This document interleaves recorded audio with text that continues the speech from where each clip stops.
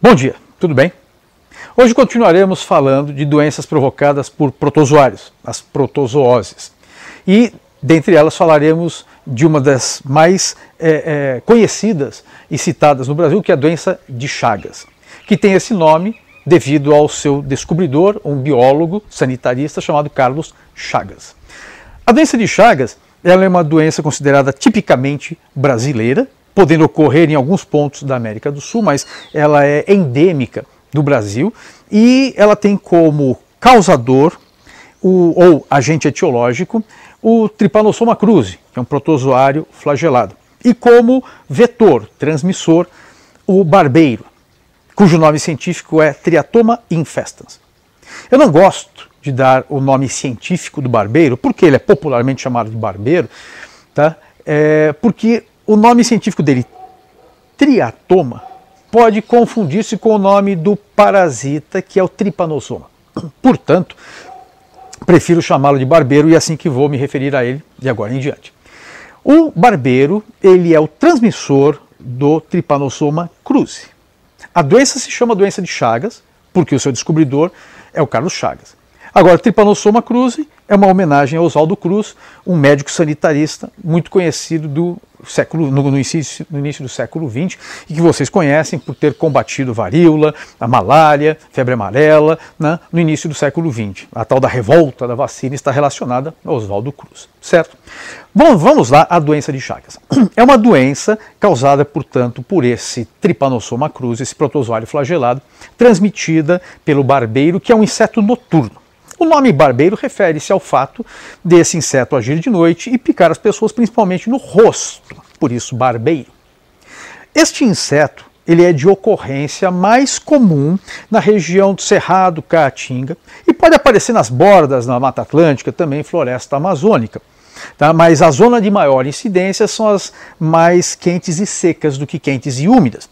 Diferente dos mosquitos, o barbeiro, que não é um mosquito, é um percevejo, ele não precisa de água para pôr os seus ovos, onde se desenvolverão suas larvas.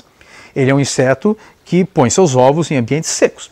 Ele tem preferência por tocas, por isso que ele se dá muito bem nesse Brasil, pensando aí no início do século XX, quando é descoberta a doença, ele se dá muito bem nesse Brasil do interior, onde as habitações são formadas basicamente por casas de pau a pique, que são feitas de madeira trançada com barro, não são casas de tijolo.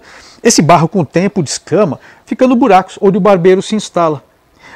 Os telhados muitas vezes são feitos por fibras de palmeira e é nessas fibras que ele se instala também.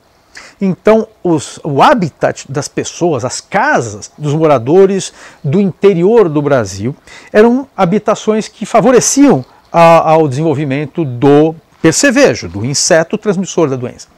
Portanto, essas pessoas conviviam com esses animaizinhos que lhes transferiam, que lhes transmitiam o Trypanosoma, um parasita. Parasita esse que provoca inúmeras reações no corpo, mas afeta principalmente o tecido muscular. E dentro do tecido muscular, principalmente o tecido cardíaco e o tecido de musculatura lisa do tubo digestivo. Dentre os sintomas, nós temos a insuficiência cardíaca devido à morte do tecido muscular no coração e às vezes dificuldade de deglutição, ou seja, de engolir o alimento quando ele atua principalmente no esôfago. Às vezes dificuldade no peristaltismo ao longo do tubo digestivo, né, pode também complicar a digestão dos alimentos. O Carlos Chagas ele se tornou uma pessoa icônica porque ele é o único caso conhecido até hoje de um biólogo cientista, um pesquisador, que tenha descoberto todo o ciclo da doença. Trabalhando no interior do Brasil, né, trabalhando para empresas como parasitólogo, né, em construção de estradas, em construção de vias férreas, ele acabou tendo contato com animais infectados pelo parasita, pelo Trypanosoma, que na época era desconhecido. Ele encontrou saguis, macaquinhos, né, parasitados.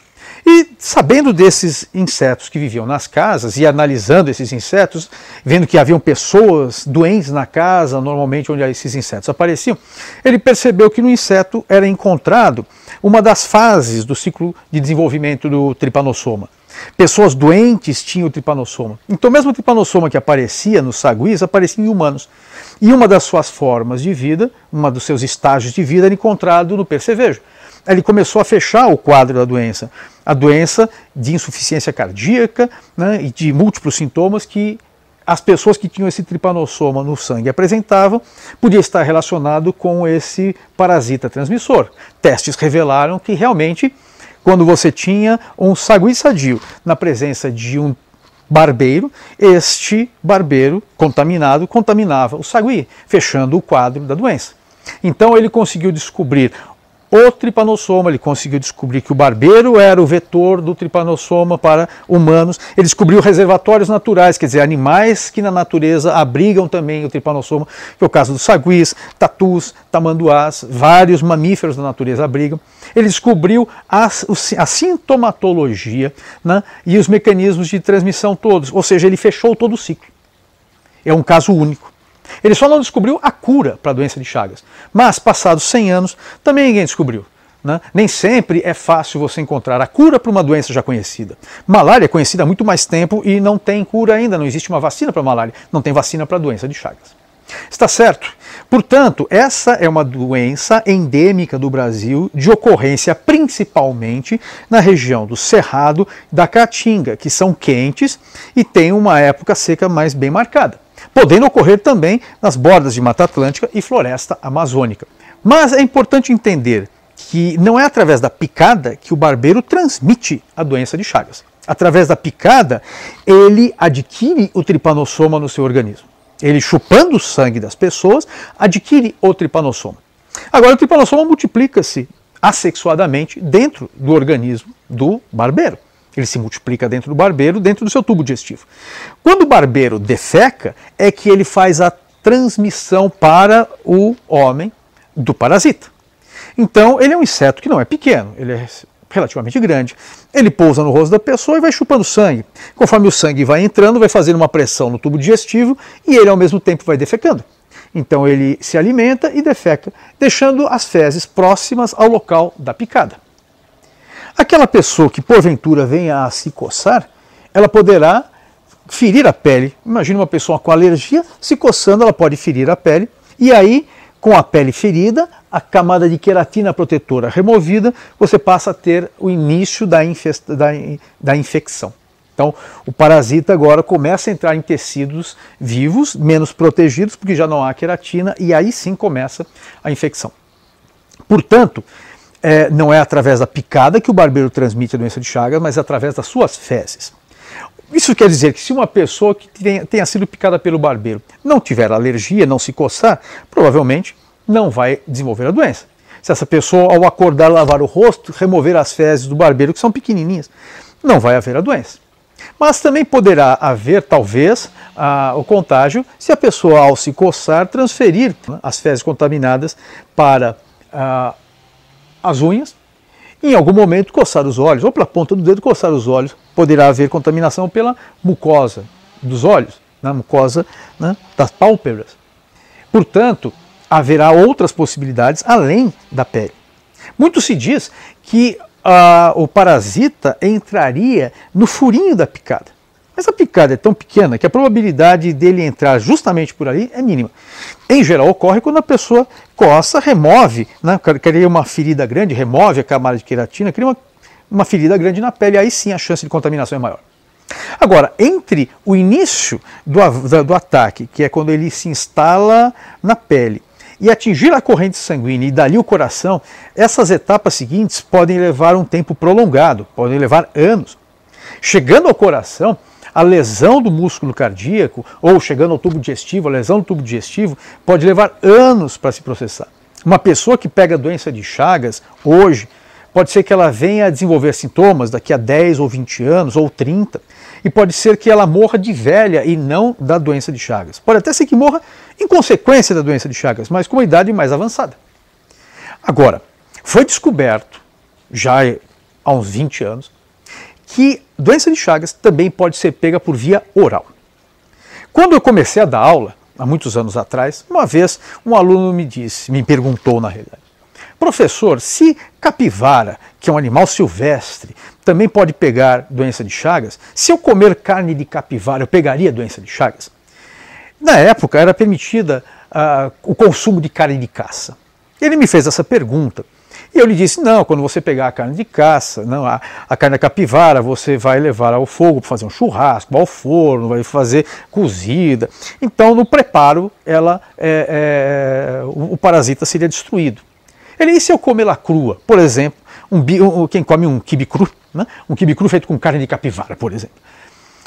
E se eu comer? Eu falei, não, tudo bem, você também vai destruí-lo no tubo digestivo, né? O ácido gástrico, né? O suco gástrico, o ácido clorídrico do estômago destruiria o parasita. Isso eu disse há mais ou menos 25, 30 anos atrás. Hoje se sabe que se pega sim doença de Chagas por via oral. Tá? Porém, os relatos que se tem, pelo menos eu não li nenhum de pessoas contaminadas comendo carne, mas não é improvável. Os relatos que existem são de pessoas que foram contaminadas consumindo caldo de cana, tá? Ou suco de açaí. Mas por que especificamente caldo de cana e suco de açaí? O fato é que o barbeiro ele gosta de se abrigar, né, em ambientes protegidos e quentes. Quando você tem um monte de toletes de cana no chão, ou pencas de açaí no chão, cria-se uma trama onde o barbeiro pode se posicionar para dormir, para se esconder. É possível que esse barbeiro defeque em cima daquelas frutinhas do açaí, em cima dos toletes de cana.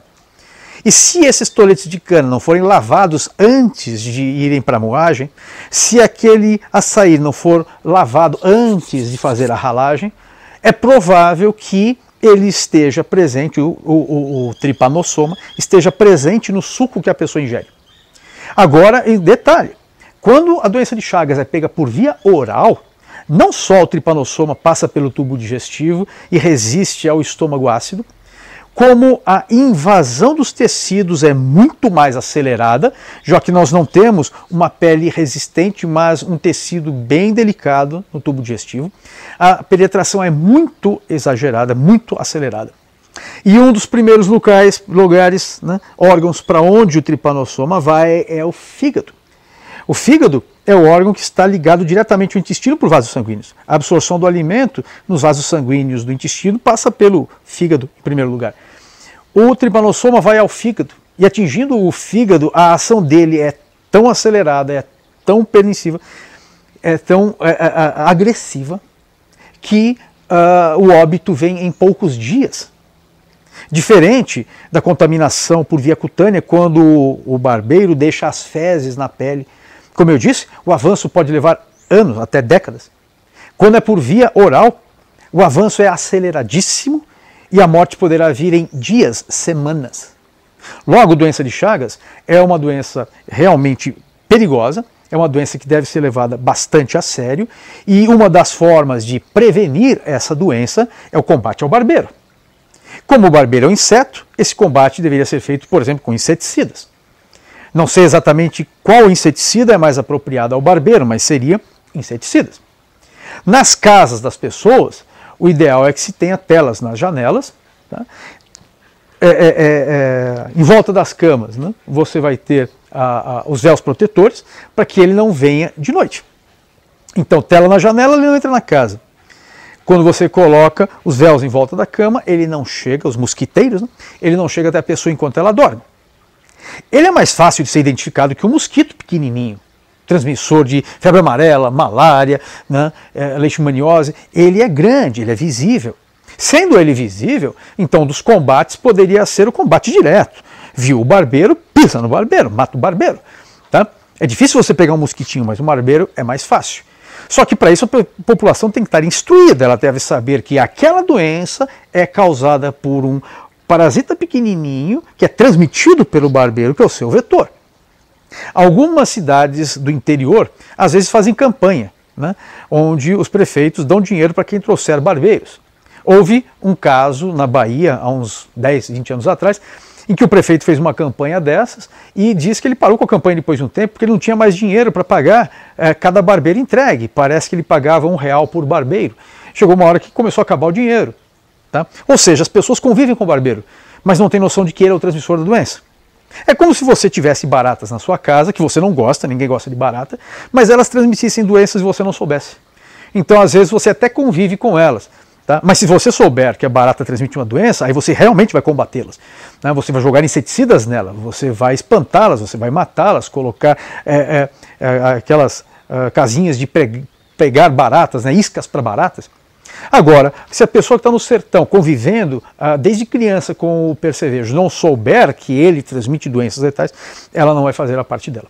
Portanto, a informação é fundamental em qualquer prevenção contra doenças de qualquer tipo, seja doença de Chagas, seja malária, seja o coronavírus. Tudo começa pela informação e a prevenção. A prevenção é a forma mais barata de combate. Logo, essa é a doença de Chagas, uma doença que é causada por um agente etiológico, que é o causador, é o Trypanosoma cruzi, que é transmitido por um vetor, que é o barbeiro. Nome científico, não importa. Triatoma infestans, mas não importa. A transmissão não se dá pela picada, mas pelas fezes. O barbeiro é hematófago, chupa sangue, mas ele não transmite a doença ao chupar o sangue, diferente dos mosquitos. Ele transmite ao defecar. Quando a pessoa se coça, ela provoca feridas na pele por onde entra o tripanossoma que está nas fezes do barbeiro. Pode entrar pela pele, se tiver ferida, sem ferida não. Pode entrar pela mucosa do olho, se a pessoa coçar o olho. Pode entrar pela mucosa da boca. Mas também, hoje nós sabemos que o contágio pode ser feito tomando-se sucos. De cana já está provado, de açaí já está provado. Portanto, quando você processa uma fruta para fazer um suco, é importante que ela seja lavada. Quando você for comer uma verdura, quando você for comer uma fruta, é importante que eles sejam lavados. Você não sabe onde estava essa fruta quando foi colhida, você não sabe onde estava essa verdura quando foi colhida, você não sabe se naquela região havia barbeiros, você não sabe se ele se instalou, por exemplo, na caixa onde estavam aqueles frutos e defecou neles. Está entendendo? Portanto, é necessário higiene ao consumir frutas e verduras. Uma das formas é lavando, outra forma é colocando cloro, né, numa bacia onde você vai deixar as frutas e as verduras, colocando cloro, para que extermine bactérias, né, protozoários, o que houver lá. Portanto, a ação preventiva é fundamental para uma doença que é típica do Brasil. Agora, uma curiosidade, a doença de Chagas alcançou os Estados Unidos. E como foi que a doença de Chagas chegou aos Estados Unidos? Você pode até ter imaginado, o barbeiro foi para os Estados Unidos e agora está transmitindo doença lá. Mas como é que o barbeiro chegaria nos Estados Unidos? Nós estamos no Brasil, os Estados Unidos está longe, como é que ele chegaria lá? Poderia acontecer? Muito pouco provável um inseto fazer uma transposição tão longa. Ah, mas ele poderia ir de repente em navios fazendo comércio. Ele não é localizado no litoral, ele está mais no interior do país. Poderia acontecer. Como ratos portadores de doença, às vezes entram em navios e na época, principalmente das grandes navegações, foram sendo levados de continente a continente e levando doenças de continente a continente. Tá? A doença de Chagas chega aos Estados Unidos por brasileiros contaminados que vendem seu sangue nos Estados Unidos para conseguir dinheiro. No Brasil, até os anos 70, eu não lembro se chegou até os anos 80, mas até os anos 70, uma pessoa não doava sangue, ela vendia sangue. Então a pessoa estava precisando de dinheiro, ela vendia sangue. Poderia também doar, mas ela poderia vendê-lo. Aí o governo proibiu a venda de sangue. Eu não sei exatamente o motivo do governo ter proibido a venda de sangue. Talvez ele tenha pensado que a ação solidária seja mais interessante. Ou talvez ele tenha percebido que pessoas que vendiam sangue, geralmente eram pessoas que estavam precisando de dinheiro. E muitas dessas pessoas que estão precisando de dinheiro vieram de regiões do interior do país à procura de emprego na cidade grande e vieram contaminadas. Muitas vezes essas pessoas tinham doença de Chagas, ou malária, ou outras tantas doenças, hepatite. E poderiam, através da venda do seu sangue, contaminar outros. O fato é que nos Estados Unidos o sangue é vendido. E brasileiros que foram para os Estados Unidos à procura de emprego, muito possivelmente necessitando de dinheiro, venderam o seu sangue. E esse sangue, não tendo sido testado, foi feita a transfusão para pessoas necessitadas que pegaram a doença de Chagas. Daí a importância de se testar o sangue que é utilizado para uma transfusão. Até tempos atrás, os sangues eram testados por amostragem. O que significa isso? Uma pessoa fazia doação de sangue, outra pessoa fazia. Eles pegavam as várias bolsinhas de sangue doado e faziam um teste por amostragem, o que significa que eles pegavam uma bolsa, testavam para ver se naquela bolsa havia vírus de hepatite, por exemplo, havia protozoário da malária, por exemplo. Eles testavam para algumas doenças típicas do Brasil, daquela região, e se aquela amostra testada estivesse boa, eles faziam a transfusão de todo o restante. Era uma loteria. Tá? Era uma roleta russa. Com isso, muitas pessoas adquiriram inúmeras doenças, tá? Muitas pessoas morreram por conta dessas transfusões de sangue. Você tenta salvar de um lado e mata do outro. Tá?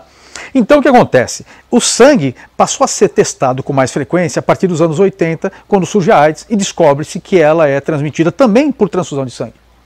Hemofílicos são pessoas que precisam de transfusões de tempos em tempos. Então muitos hemofílicos morreram por conta de doenças adquiridas por transfusão de sangue. Muitos morreram, por exemplo, com HIV, com hepatites. Tá? E então o que acontece? A partir de meados mais ou menos dos anos 80, surgem protocolos para que sejam testados os sangues doados antes de serem feitas as transfusões, o que parece ser óbvio. Tá?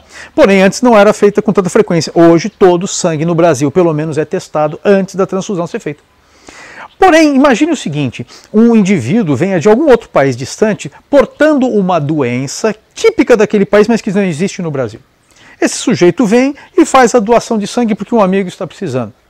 Quando for feito o teste, serão testados aqueles parasitas típicos do Brasil, mas ninguém vai fazer um teste daquele parasita correspondente àquele indivíduo, a menos que ele diga, eu vim de tal país e lá existe essa doença pré-existente, comum, endêmica. Talvez nesse momento eles digam, então, eu não preciso do seu sangue, porque eu não tenho como testar. Se nada for dito, aquela pessoa ela vai fazer a doação com toda boa vontade, só que vai talvez contaminar o seu amigo e ele talvez venha a óbito. O que acontece é que quando os brasileiros foram fazer a sua doação de sangue nos Estados Unidos, ou a venda de sangue, ninguém perguntou para eles, talvez, de onde eles tinham vindo, ninguém testou para a doença de Chagas, porque não é uma doença de lá. E com isso ela começou a ocorrer entre americanos, entre pessoas que vivem na América do Norte, o que não era comum antes, tá? Não existia, porque o barbeiro não é daquelas regiões. Ele é típico da América do Sul e principalmente do Brasil. Então a doença de Chagas, provocada pelo Trypanosoma cruzi, é basicamente uma doença brasileira. Existem outros tripanossomas em outros países, mas Trypanosoma cruzi é basicamente brasileiro.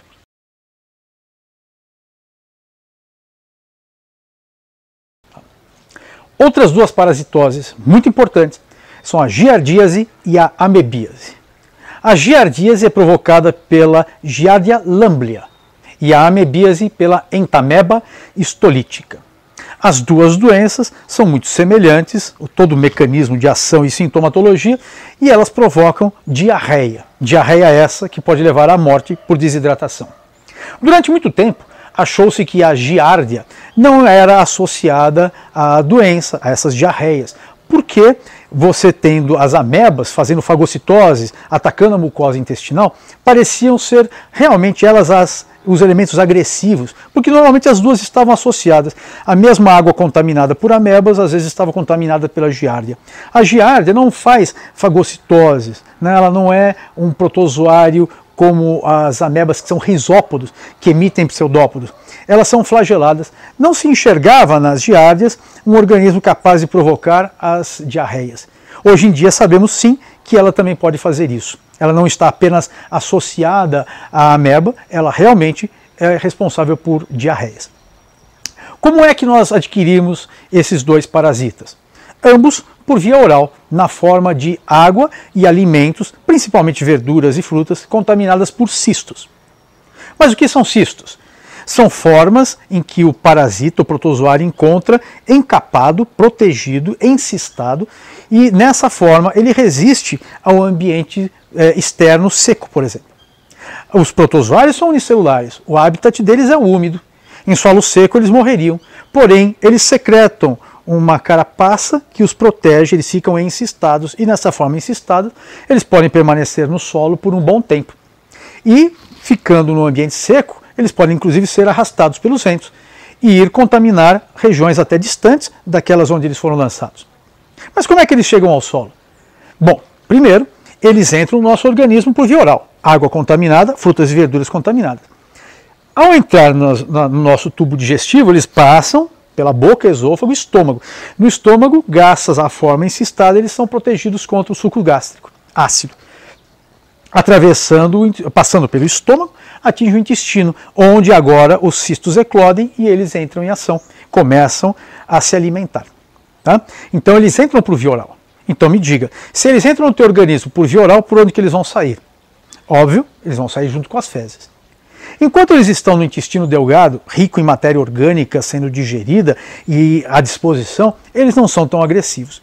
Porém, quando o peristaltismo age e o alimento é conduzido para o intestino grosso, a oferta de alimentos reduz. Nesse momento eles começam a atacar a mucosa intestinal.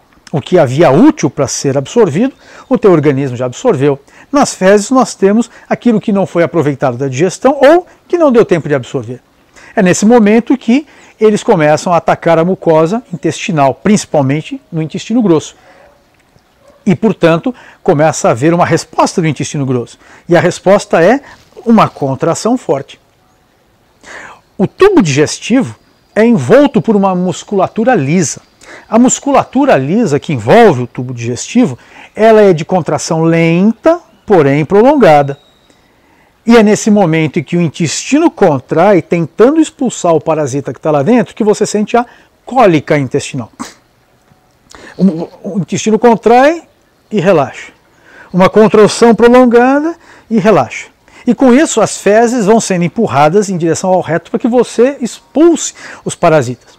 Só que é no intestino grosso que a água e os sais minerais são absorvidos.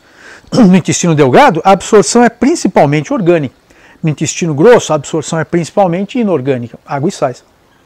Como a contração é forte e incômoda, a pessoa defeca. Só que ao defecar, as fezes saíram líquidas, porque não deu tempo de absorver a água e os sais. Fezes líquidas, a pessoa desidrata. Se essas fezes forem prolongadas, a desidratação pode levar ao óbito. É óbvio que se você está desidratando, você pode reidratar. Porém, em situações onde a pessoa não tem acesso à água tratada, pode ser que ela se recontamine com a água que ela está bebendo. Mas ela precisa reidratar. E não só com água. Ela precisa de água mineral, porque ela está perdendo água e sais. Ela precisa repor água e eletrólitos, ou seja, minerais no corpo. Então essa pessoa ela precisa tomar remédios para expulsar o parasita. O intestino já está fazendo a parte dele. Ela precisa tomar remédios para tentar eliminar o parasita. Mas, de qualquer forma, mesmo que ela tenha eliminado, ela precisa repor a água no organismo. Então ela tem que se reidratar. Se essa diarreia for muito prolongada, pode realmente vir a óbito. Tá? E a água ingerida deve estar limpa, deve ser uma água tratada. Para pessoas que vivem em cidades que têm acesso à água tratada, ou mesmo água mineral em garrafas, o tratamento é tudo muito mais simples. Agora, para pessoas que vivem em regiões onde a água não é tratada, ou regiões que passam por períodos prolongados de seca, como é o caso do Nordeste brasileiro, na região de Caatinga, que pode passar por períodos prolongados de seca, a chance das pessoas morrerem por desidratação é muito grande. Crianças correm o risco de morrer por desidratação mais facilmente que adultos, já que elas não têm a autonomia própria. Idosos com pouca autonomia podem também morrer por desidratação com facilidade. Portanto, é uma doença que é controlável. Basta haver a higiene dos alimentos, ou seja, tratar frutas e verduras, lavando, colocando cloro para esterilizar. Tratar a água, seja clorando, seja fervendo, seja filtrando. Basta a pessoa ter acesso a remédios, né, para controlar a doença. Basta ter acesso à informação. E aí a doença é controlada. Crianças, na sua fase de começar a caminhar, elas estão aprendendo o mundo, elas vão caminhando, pondo a mão no chão e trazem a mão à boca e se contaminam. Se aquele solo estiver contaminado, ela se contamina. A chupeta cai, ela contamina, chupa o dedo e contamina, pega qualquer objeto e contamina. Então crianças são muito sujeitas à contaminação por giardíase e amebíase. Né? Giardias e amebas, giardíase e amebíase. Então o risco para crianças é maior do que risco para adultos. Portanto, a mortalidade infantil por esses dois parasitas é mais comum, é mais incidente do que em adultos. A informação é a chave para você se prevenir dessas doenças. Está certo? Portanto, giardíase e amebíase pega-se por via oral, devolve-se ao meio por meio das fezes. Fezes contaminando o solo, podem contaminar corpos d'água, podem contaminar frutas e verduras, fechando-se o ciclo. Prevenção, principalmente informação. Outra, higiene pessoal, higiene dos alimentos, tratar as águas que são consumidas, seja por parte do poder público, seja por parte da pessoa que vai fazer o consumo daquela água.